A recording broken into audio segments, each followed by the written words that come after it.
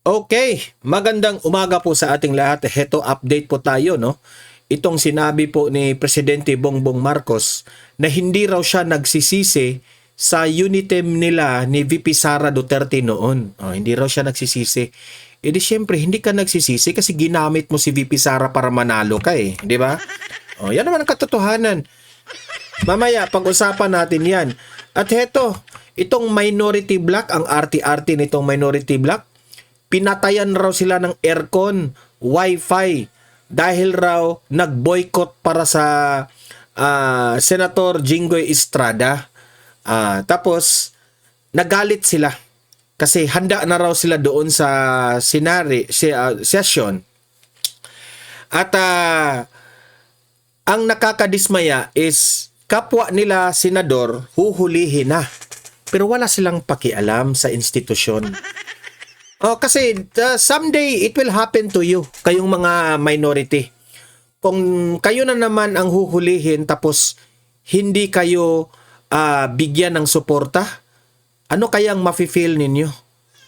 Kasi hindi raw sila pumunta doon to support Jinggoy kasi gusto nila trabaho. Between life and death na yung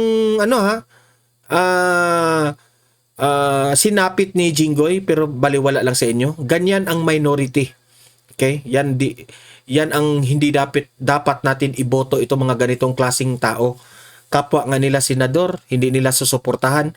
How much more kitang taong bayan pa kaya? Kaya yung mga senador na yan, plastic yan sa atin. Mga sarili lang po ang kanilang iniisip. Sa totoo lang. Yung institusyon ng Senado, wala, binabaliwala nila. Kasi mga gahaman yan eh. Tapos update rin tayo sa nangyari kay Senator Jinggoy Estrada na nasa New Quezon na raw ngayon nakakulong. New Quezon City Jail sa kasong plunder. Mamaya i-play natin yung update na yan. At last but not the least, pakinggan natin ang opinion ni itong dating senador Gregorio Gringo Honasan. Okay? In-interview siya ni Pinky Web at dapat natin itong pakinggan ang kanyang opinion kasi po batikang senador po ito at ano ang masasabi niya ngayon sa Senado compared to when the time na senador pa sila kasi ang dami ring mga pinagdaanan itong si Senator Gringo Honasan noon nung siya pa ay senador. Magulo rin yun at that time sa kanila. Okay? So yan po ang mga pag-uusapan natin. Pero bago ang lahat, paki-like, paki-share itong ating video para guys, kakalat ito sa taong bayan at marami po ang makaalam sa mga nangyayari ngayon sa ating politika. At sa mga first time dito sa ating channel sa Donmar TV, mag-subscribe na po kayo kasi libre lang po ang mag-subscribe at walang bayad yan ha. Updated pa kayo sa ating mga trending na mga balita. Pero bago natin simulan, gusto ko munang basahin itong mga nagpapa-shoutout sa atin sa mga audience. Okay? Jeremiah Anakaya. Ayan. Jeremiah's Anakaya. Good morning, Donmar. Now watching from Butuan City. Hello po, sir. Hello po, sir. Julia Sugiyama. Ayan, lagi itong nanonood dito. Good evening po, Sir Donmar TV. Good evening rin sa iyo, Ma'am Julia. Adam Samama. Pa-shoutout naman, Sir Donmar. Watching you always from Dubai, UAE. Ayan, maraming salamat. Sir Adam, thank you for tuning in today. Rosario Eslera, good morning, watching from Bangkok, Thailand. Ayan, maraming salamat Ma'am Rosario. Ayan, kasi babae yung nasa profile pic kasama yung aso eh. Ma'am Rosario, ingat-ingat po kayo dyan sa Bangkok. Ayan. Nenita Sopresensya. Ayan, Ninita Sopresensya. Watching from Australia. Ayan, ang ganda-ganda dyan. Hello po sa inyo, Ma'am Ninita. Estela Abiharon. Ayan, good morning from Zamboanga City. Ayan, Ma'am Estela. Thank you. Ingat-ingat po kayo dyan, Ma'am Estela. Ayan. Okay, simulan na natin kaagad, no? Ito po yung balita kahapon na si Presidente Bongbong Marcos hindi raw siya nagsisisi sa pagtandem niya kay BP Sara. Natural. Kasi naging presidente ka dahil kay BP Sara. Pero ang nakakasakit nun ay ikaw, wala kang utang na loob sa mga Duterte. Wala kayong utang na loob. Kasi for me sumikat si BP Sara dahil kay Tatay Digong. Nakilala si BP Sara dahil kay Tatay Digong. Ngayon, nung nakilala na ng taong bayan itong si BP Sara, napansin po ng taong bayan na magaling rin pala itong si VP Sara sa kanyang pagiging mayor sa Davao. Para ring kanyang tatay ang the way siya yung kanyang liderato sa Davao at very strict rin kagaya ng kanyang tatay. Kaya sumikat si VP Sara. Ngayon, sinusuyo-suyo pa ninyo si VP Sara para makipag-tandem, 'di ba? Senator Amy at si Bongbong Marcos. Ang nangyari, nanalo si BBM. Syempre, kasi gusto ng taong bayan ang pamamalakad ng mga Duterte. Once ang mga Duterte na ang di ba, tingnan nyo, ang dami, sina Pambari 4. Kapag Duterte na po ang mag-i-endorso sa isang kandidato, mananalo talaga. Kasi po, pinapaniwalaan ng taong bayan na once yung candidate makipag-align sa mga Duterte, matino yan. Kasi ayaw ng mga Duterte yung mga utak sira, okay? At pasaway sa gobyerno. Ayaw nila na yan, prangka yan yung mga Duterte. Nangyari, naniniwala naman yung taong bayan kay Marcos. Yun pala, the biggest scam in the Philippines, ang budulerong presidente. Ang daming mga promises na ginawa niya sa taong bayan. Nadismaya ang taong bayan kasi hindi po natupad ang kanyang mga pinangako. Ngayon, sasabihin mo, hindi ka nagsisisi? Ito. Panoorin ninyo. Hindi raw nagsisisi si Pangulong Bongbong Marcos sa unity nila noon ni Vice President Sara Duterte. Ang belta naman ng kapatid ng Pise, dapat lang dahil si VP Sara naman daw ang nagdala ng unity team. May respect naman dyan ang palasyo. Nasa frontline na balita yan si Mobile Journal Julie Baiza. From I Love You. BBM ang dapat maging presidente, mababait, masipag, higit sa lahat, hindi magnanakaw, hindi korap. Love you, BBM. To I Hate You. Ninyong lahat, Martin Romualdez, Lisa Marcos, Bongbong Marcos. Sa kabila ng nawasak na unity team na paulit-ulit noong nangako ng pagkakaisa, sa interview ng Bloomberg kay Pangulong Bongbong Marcos, giniit ni PBBM na hindi niya itinuturing na pagkakamali ang maging running mate si VP Sara. Pareho raw sila ng ideya kung anong dapat gawin sa gobyerno. Pareha kayo ng ideya. Kasi binudol mo si VP Sara Yun pala, naka-ideya ka lang. Diba ang hirap ngayon ko lang yan nare-realize na ang kanyang pakay kay VP Sara, ang popularity lang ni VP Sara. Pero yung kanilang sa Bisaya pa, kasabutan, okay? Ang kanilang, ano ba sa Tagalog yung kasabutan? Ang kanilang plano nilang dalawa, hindi na natupad. Kasi maalala ko pa, sinabi ni VP Sara, yes, sige, maging running mate ako sa'yo. Basta, yung mga nasimulan ng aking tatay, yung mga big ticket projects, ipagpatuloy mo. Pati nga yung war on drugs ipagpatuloy mo. Look at what happened. May natayo bang mga big ticket projects? Hanggang ngayon, walang mga big ticket projects. Ang ibinibida nila lagi araw-araw, ang big ticket projects nila, ayuda at saka pamimigay ng bigas. Ganyan. Hindi naman, sa tingin mo, ang tao, magugustuhan ka sa lagi mong pamimigay ng pera at bigas? Hindi. Bakit? Nag-epekto ba, Claire Castro? Tingnan nyo ang trust rating ninyo ngayon, negative 15. Bababa pa yan, sa totoo lang. Bababa pa yan. Oh, pamigay pa kayo ng pera. Posibleng nagbago raw ang sa bise. Bagamat may agam-agam daw ang Pangulo sakaling maging presidente nga si VP Sara dahil posible nitong baguhin ang kanyang mga polisiya.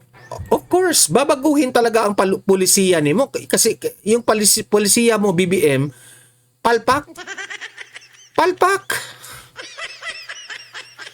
Of course, babaguhin talaga 'yan. Walang matino na trabaho kang ginagawa bilang presidente. 'Di ba? Bumalat naman ang kuya ni VP Sara na si Congressman Pulong Duterte. Giit niya, talagang walang dapat pagsisihan si PBBM. Dahil ang totoo, kung walang Sara Duterte, hindi siya mananalo. Correct, hindi ka siya presidente ngayon. Kung tutuusin lang. Ewan ko na lang kung saan siya pupulutin. Mas mananalo pa si Leni Robredo. Remember, natalo na ito kay Leni Robredo. Oh, kailangan niya ngayon dumikit sa mga Duterte para dagdagan ang kanyang boto. Nakatataknaan niya sa kasaysayan na ang pagkapanalo ni PBBM ay dahil sa tiwala ng publiko kay VP Sara. And of course, totoo naman ang sinabi ni Kung Pulong eh. Huwag na tayong magbulahan. Kahit kayong mga loyalista at mga dilawan, sasabihin ninyo yan na, hindi naman. Halik sa puwet kayo ni BBM ngayon mga dilawan eh. Kung tutuusin, bakit negative 15 ang rating ngayon ni BBM? Bakit si VP Sara ngayon positive 29? Plus 29 yung kanyang trust rating. Kami pa ang sinungaling ngayon. Di ba? Tinabla naman niya ni Balas Press Officer Undersecretary Claire Castro. Unang-una, uniteam sila. Uniteam sila. Ikaw, dilawan ka. Kaya wala kang alam dito. Huwag kang makialam kasi dilawan ka. Makaleni Robredo ka at that time o anong sinuportahan mo. So wag kang makialam, wala kang alam dito.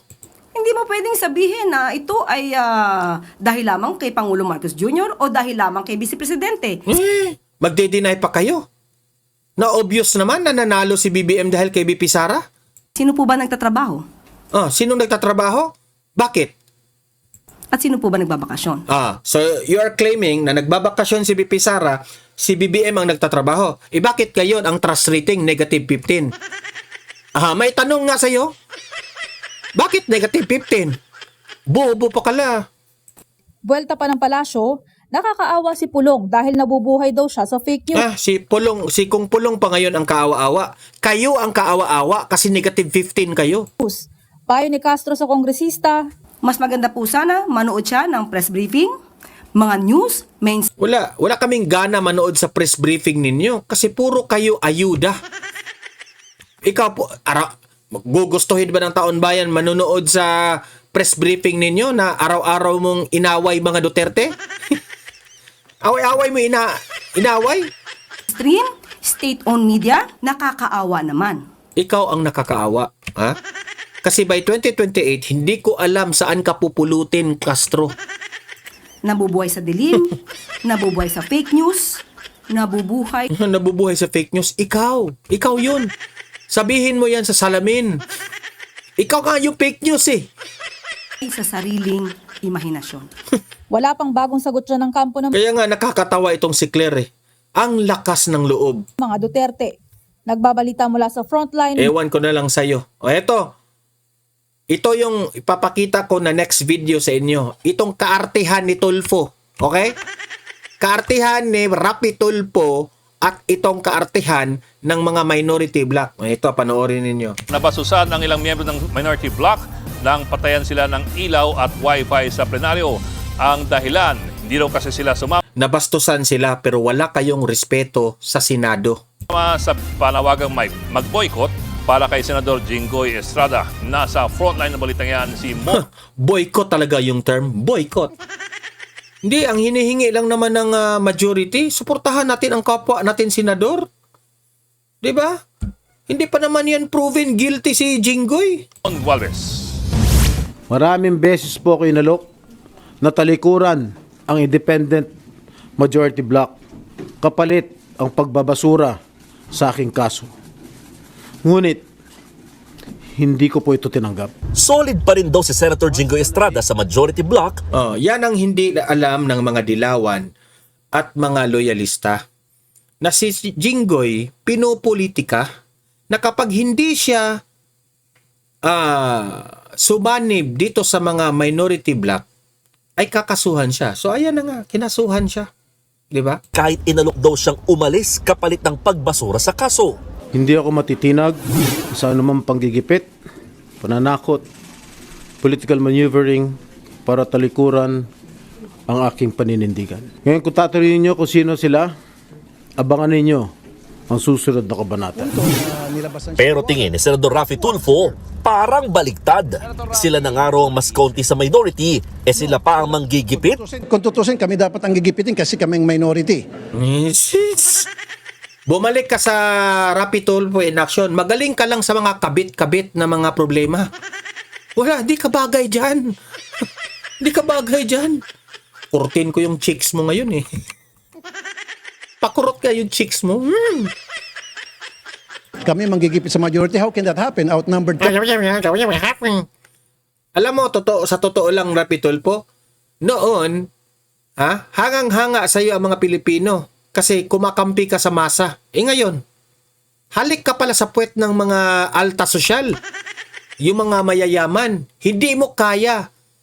Alam mo na ang clamor ng taong bayan ay mapanagot itong mga mastermind sa flood control, pero ano ka? Nganga.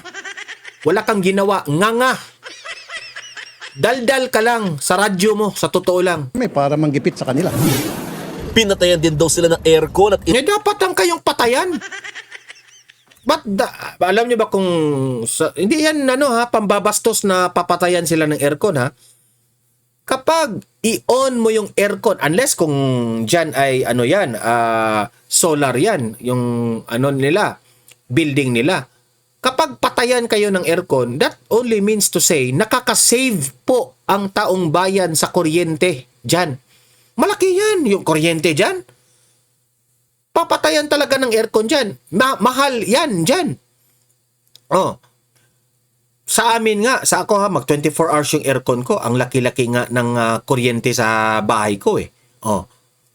Diyan pa kaya na super dami yung mga aircon dyan? Kung papatayon kayo ng aircon at kuryente dyan, that only means nagsisave po ang Senado. Kasi alam naman na kinancel po ang session ninyo para in support of Jinggoy na hinuhuli siya ng mga CIDG. 'Di ba? Na ang gusto po ni Senator Alan Peter Cayetano, hulihin ninyo si Jinggoy sa labas ng Senado, hindi sa loob. Kasi insulto yan sa Senado. May tinatawag po tayong equal branch, mga bobong loyalista at dilawan. Okay? Kung si Trillanes nahuli dyan noon, inaresto, si Trillanes yan eh. Bangag yan eh. Dapat lang. Pero itong si Jinggoy na walang kasalanan na hinuli dyan, kung mag-aresto man kayo, hindi naman sana sa loob ng Senado. Diba? Tapos, iyakin pa itong mga majority na ito dahil pinatayan sila ng aircon at ilaw. Iyakin. Mga weak. internet sa plenaryo nang hindi sila makiisa sa panawagan umano ni Senate President Alan Peter Cayetano na i-boycott ang pag-aresto kay Estrada. Just because meron isang kasamaan kami na sinusunod lang kung ano yung rule of law, kailangan siya mahuli, i-serve yung warrant, gusto niya pati kami mag-boycott. Isa pa. Hindi, Tulfo, hindi mo naintindihan ang point ni Cayetano. Ang point niya, kampihan niyo ang institusyon. Insulto yan sa inyong lahat na dyan sa loob inaresto. Isa bagay, ikaw, hipokrito ka. Kasi alam mo, majority yung hinuli. What if si Erwin Tulfo yung hinuli? Ikaw siguro yung unang iiyak. Ganun lang yun. Hilas, hambugero ko itong taong to eh. Kaya huwag nyo na nang iboto ito, hambugero ito. Pinatayan kami ng aircon. Oh, dapat lang. Wapo ka ba? Na sarap kurte ng chicks mo. Oh. Balita ko pa nga ano ka raw eh. Kaching, kaching. Kaching, kaching. Balita namin Christmas party na naman baka may ano na naman. Bastos tong taon to Pinatayan kami ng internet, pati yung CR, aircon sa CR, pinatay na rin. Ako, walang biro to Si Tulfo, hanga naman ako dito. Kapag ang usapin, yung ayusin niya yung mga mister na may kabit. Yung mga asawang ayaw na sa kanilang mister. Yung mga away asawa, believe ako dito, maaayos niya. Pero yung mga nandyan na sa Senado, tiklop, walang bayag. Hindi niya kaya. Si Martin Romualdez, walang bayag. You see? Ganun na ba kababaw? Banat naman ng palasyo, bago pa mabuo ang Majority 13, dawit na sa flood control scandal ang ilan sa kanila. Ngayon, ang bumubuo halos na majority, sila yung merong issue. May mga cash. No, kasi balita ko, itong si Raffy Tulfo, tiklop ito kung usaping Martin Romualdez. Kasi yung family raw, di umano, family ni Raffy Tulfo at ni Martin Romualdez, close raw. Close sa mga may connection sa mga pamilya-pamilya, yung asawa dito na side, nagkaasawa ganun. Meron raw connection ang Romualdez at Raffy Tulfo. Pero ang sa akin naman, sa ganyang bagay, mas kampihan sana natin ang ating taong bayan. Walang kamag-anak, di ba? Walang close friends or close family. Sa panahon na kinurakot na yung bansa natin, ito ipagtanggol natin sana, pero si Raffy Tulfo walang bayag, hindi niya kaya. Kaya wala kayo sa kalingkingan ng mga Duterte. Na nakaabang, di umano, hindi ba kabaliktaran yung sinasabi, baka sila yung namumulitika? No. Si Castro, sa tingin ko kay Castro, stress na siya. Kasi negative 15 si BBM tapos plus 29 plus 29 si VP Sara sa trust rating. Kaya stress na siya. Kasi hindi niya na alam kung saan siya pupulutin sa 2028. Show kaninang hapon ang majority block sa plenaryo. Minority senators lamang ang present. Pero 7:30 PM na nang kumpirmahin ng opisina ni Senate President Cayetano na walang sesyon ngayong araw. Ikinadismaya yan ng mga taga-minorya. Wala pong sinabing majority. Wala, except na sa social media nag-post. Hindi naman kami na-inform 14 years ako sa Senado, ano pala nangyari na hindi sumipot yung presiding officer. May mga duwag kayo Dapat bang sisiputin ang mga duwag? May violation. And hindi pwedeng basta-bastang kinakancel ang session nang walang abiso sa majority. Sabihin mo yan sa mga CIDG. Bakit sinabay nila yung paghuli kay Senator Jinggoy sa session? Di ba? Walang galang ang CIDG. Talagang tiniming nila na mag-session para mag-intensify ang yung datingan. Paipal rin si John B. Crimolia 'Di ba? Dapat hinuli ninyo kay umaga. Bakit niyo hinuli talaga yung session pa talaga? 'Di ba? Nakakadisturbo kayo diyan. Alam niyo magsi-session yung Kung si Estrada ay sumuko, si Senador Bato de la Rosa naman nagtatago pa rin.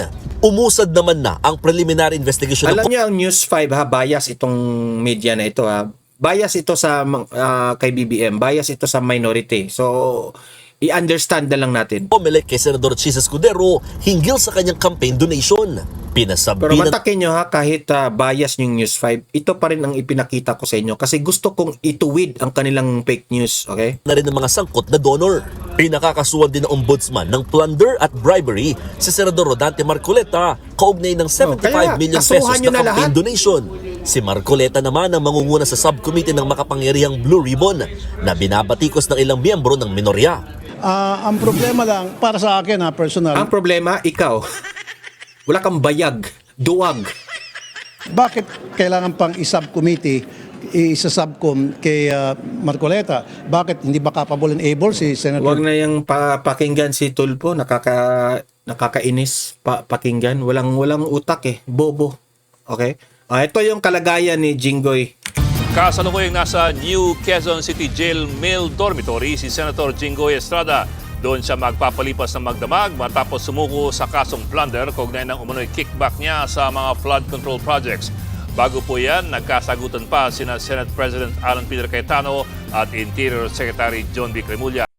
Uy, Kasalukuyang nasa New Quezon City Jail Male Dormitory si Senator Jinggoy Estrada.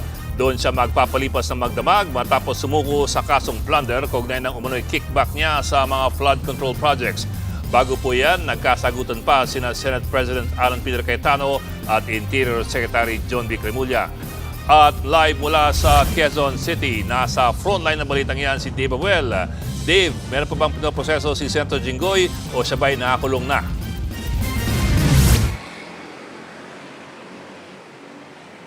Bok, sinubukan nating magtanong sa mga personnel dito sa facility kung ano nang nangyayari sa loob. Pero hindi raw kasi sila authorized na magsalita. Humihingi pa tayo ng update tungkol dyan sa Bureau of Jail Management and Penology.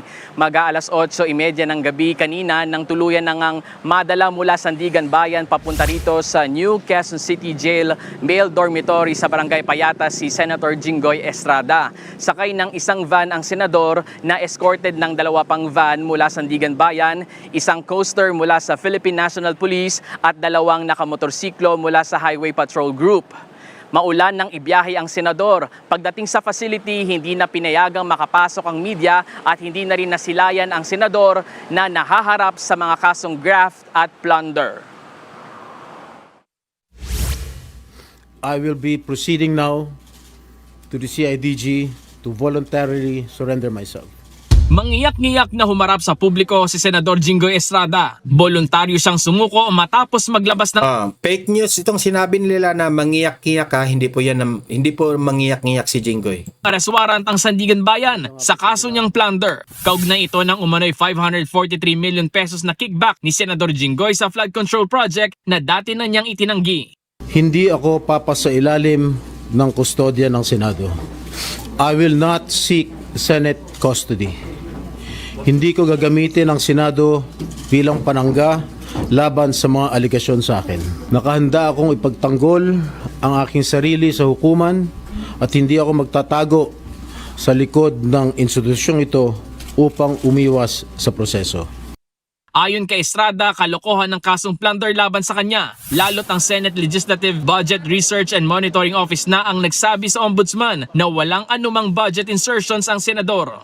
If this is the price I must pay for the decisions I have made and the principles I have chosen to uphold, then I am prepared to face the consequences, however difficult they may be, especially for my family. Kasama ni Estrada sa presko ng kapwa majority senators na sina Rodante Marcoleta, Amy Marcos at Camille Villar na emosyonal din. Nagkasagutan din sina Senate President Alan Peter Cayetano at Interior Secretary John V. Cremulya na nasa Senado para sana isilbi ang warrant ni Estrada. You can, this is the Senate, this is the Senate. Sir, this is the Senate. Not for me. No, I did not. That's not. Tensyonado rin sina Remulya at ang anak ni Senator Jinggoy na ayon kay Remulya ay dinirty finger daw siya. Sa huli, iniskortan ni Cayetano si Estrada at sinamahan pa hanggang sa Camp Crame. Una nang nagpiyansa si Estrada sa kasong graft pero walang inilaang piyansa sa kasong plunder. Bago sumuko, hiniling pa ng kampo ni Estrada na ibasura ng Sandigan Bayan ang plunder at graft cases. Sa Camp Crame, sumailalim sa booking procedure ang senador. Pagkatapos niyan ay dinala na sa Sandigan Bayan si Senator Jinggoy sakay ng PNP coaster. Pagkatapos sa Sandigan Bayan, ibinyahin naman siya papunta sa New Quezon City Male Dormitory Jail sa Payatas, Quezon City. Doon din nakapiit ang ibang sangkot sa flood control scandal, gaya ni dating Senador Bong Revilla. Ayon naman sa Malacanang, maganda ang ginawang pagsuko ni Estrada. Hindi niya na pinahirapan ng mga law enforcers, hindi tulad na nangyayari ngayon kay Senator Bato. Yan, pambobo yan na argumento. Yung kay Bato, ICC yon mga dayuhan. If only ang kaso ni Bato ay sa Pilipinas lang, sumuko na si Bato. Yan ang hindi nyo maintindihan kasi nagbulag-bulagan kayo, mga bobo kayo. Yan po ang dapat na ginagawa na isang taong alam niya po na may valid warrant of arrest. Sabi naman ng kapatid ni Jinggoy. Ito rin, no?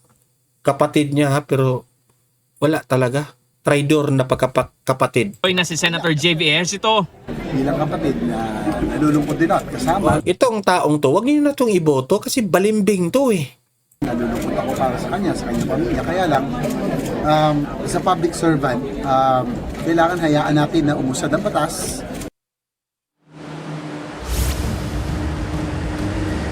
Sa masasabi ko lang kay JV Ejercito, ang gaba dili magsaba. Gumagabaan ka dahil sa ginawa mo sa kapatid mo na parang wala lang sa'yo.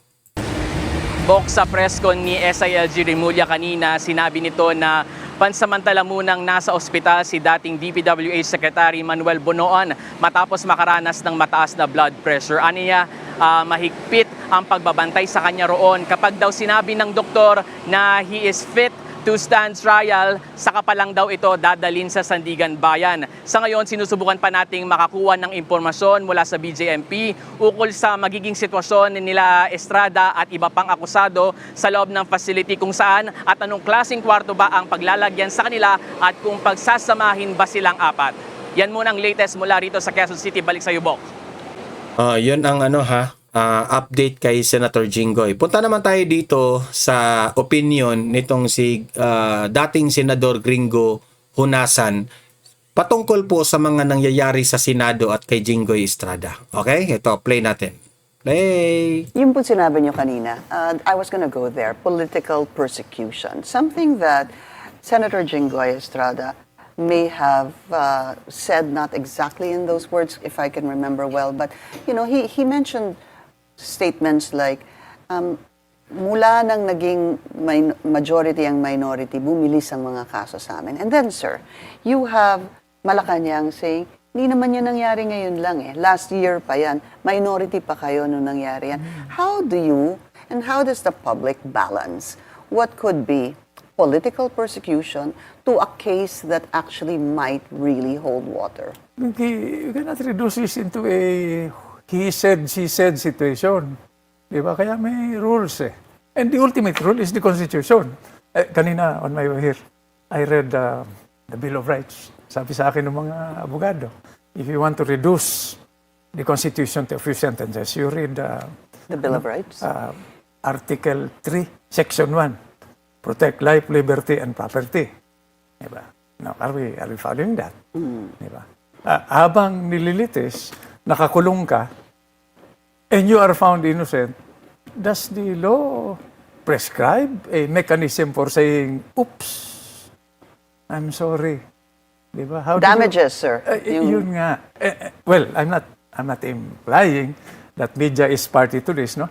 But, ano ang function ng korte natin if you are subjected to trial by publicity? And in terms of perception, you're either pronounced guilty or not guilty. Buti kung tayo lang. Our families, our loved ones, our friends are watching, no? And they develop conclusions. Part of the news conference or the statements delivered by Senator Jinggoy before he left the Senate premises, sir, where he will not yield to threats or intimidation. Sabi niya, hindi din ako papayag ng Senate custody. Meron ding, very important, he said, what is at stake here is the independence of the Senate. What did you think of that? 3 independent branches of government. How would you feel? I mean, going back 2 weeks ago? May how 11. would you feel if somebody entered your house without a warrant? Diba? I mean, you resort to drastic measures. The independence of the 3 branches of government, I think, is crucial to our pluralistic democratic system. Pag nagkaroon ng infringement at daanin mo sa dahas, sa puwersa, ano to, paramihan lang ba ng armadong grupo? Diba? Where does that play the final arbiters? No? The enforcers of law and order, di ba? 3 legally authorized armed groups. The AFP, the PNP, idagdag mo na yung NBI. What is your defense if this power is abused? Was it? Are you saying that last May 11, the power was abused, sir? Well, I'm waiting for an investigation report. Okay. And I hope it will be, objective and impartial, no? Because, as I observed earlier, no? Everybody's talking. We are an interesting nation, no? any issue, there are 120 million experts all talking at the same time. But sir, you're very big on following the law. Hindi Yeah. po ba? The law needs to be followed to Yes. the letter. Yeah. So what I'm saying, sir, is if it is true that there was a warrant of arrest, then sino ho nagkamali doon? A warrant of arrest for Senator Bato, because bumalik po kayo sa May 11 eh. Kung meron ho talagang pinakitang warrant of arrest, ang sabi po kasi ng NBI director, of course subject to still further investigation by the DOJ and maybe even the Senate.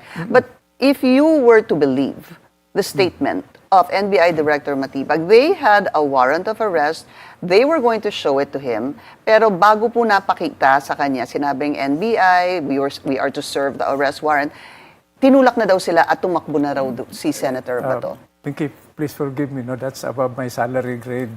No, ang conclusions ko lang rito, ang impressions, is based on media reports. Di ba? What I'm saying is, what message are we conveying kung ganito tayo kagulo as media reports, di ba? As it happens, no? Pero we know very little. Di ba? Yung, Well, what did you think of yung nangyari pong barilan doon sa Senado? You were once a senator as well, hindi po ba? No, normally, PC, pag may nagpaputok, normally, from my limited experience, merong tinatamaan. Ibig sabihin, warning shots talaga. Hindi ko alam kung ano na talaga yung response. No? The fact is, the almost 30 shots fired did not result in any casualty. None, yes. That's good. I would dread to imagine a situation where may nasaktan. Now, where did this start? Di ba? Baka abuse of discretion, abuse of authority. Alam mo, Pinky, ang worry ko rito, yung mga nauutusan, di ba? Yung mga utusan, basta't may maituro ka na nag-utos sa'yo, di, sunod ka naman, di ba? You assume it's legal, it's moral, it's constitutional. Yeah, pagka sabihin po sa inyo ng iyong commander na gawin ito, gagawin mo. Parang ganun po eh. No? Unless you have the time and the luxury of asking, di ba? Sir, bakit? Wala namang baril. Hindi naman tayo pinuputukan. Ba't ko naman babaril? But how did you feel when you saw that happen inside the halls of the Senate, sir? That was the first time it ever happened. Sad. Worried. Diba? I was once there, no? And during our watch, it did not happen. Merong mga tension, but it was a collegial, consensual body. What happened on the floor stays on the floor. Sa labas, no? Sa Senator's Lounge. Nag-usap-usap kami, paano ba ito? May caucus, may executive session. Yun ang limited experience ko. We need to take a very short break. We'll continue our discussion with former... Yan po ang ni Gringo Honasan, no? Totoo naman eh. Ngayon, bastusan talaga sa Senado dahil dito sa minority. Kasi itong minority na ito, nahawa na ito sa kalokohan ng presidente. O yun ang aking general conclusion. Yung mga senador na ito, nahawa na. Di ko lang alam kung may maleta sila. Pero sa akin lang, parang bilang isang senador, nakalimutan nila na 3 equal branches po ang system of government sa Pilipinas. Executive, legislative, at judiciary. So, kayo, pambabastos yan talaga kung papasukin lang tayo ng CIDG, manghuli sila dyan. Equal nga eh. Kapag sasabihin ng Senate President, wag nyong hulihin yan dito sa loob, dito sa aming building, respetuhin mo kasi equal branch tayo. Yun ang point doon, pero hindi naiintindihan ni Tolpok at itong mga majority na mga bangag. Kasi nahawa na nga sila sa sa presidente. So ayan guys libre kayong mag-comment, mag-react at magpalabas ng inyong opinion sa comment section para mabasa po natin, okay? At paki-like na lang, paki-share at sa mga hindi pa nakasubscribe, subscribe na po kayo, okay? See you in my next video. Have a great day, have a great night. God bless po sa ating lahat. Mabuhay ang Pilipinas and God save the Philippines. Bye-bye!